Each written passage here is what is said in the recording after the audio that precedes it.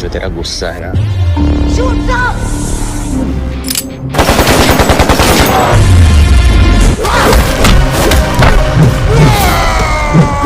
जी हाँ दोस्तों, आप लोग देख रहे प्रो वाइन्स 1 मिलियन। तो फिर से एक बार स्वागत है प्रो वाइन्स 1 मिलियन में। तो जी हाँ दोस्तों, आप सब खोजिए तैयार, क्योंकि खेसारी लाल यादव का फिल्म डंस का ट्रेलर भी आ चुका है। जी हाँ दोस्तों, आप सब के बीच में डंस मूवी का ट्रेलर भी आ चुका है और जा कर के देख सकते हैं ग्लोबल में जंक्शन पे, जो कि एक्शन से भरपूर मूवी है, रोमांटिक भी है और बहुत ही ज़बरदस्त साउथ एक्टिंग की तरह खेसारी लाल यादव ने एक्टिंग करते हुए नज़र आ रहे हैं, जो कि ट्रेलर में आप लोग के साफ साफ नज़र आ रहा होगा।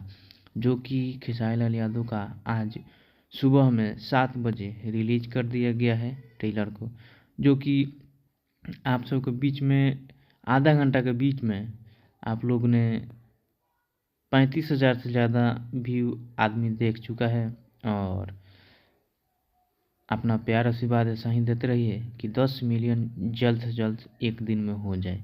तो मिलेंगे अगले वीडियो में, जब तक के लिए जय हिंद जय भोजपुरी। अपना राय कमेंट बॉक्स में ज़रूर दीजिए।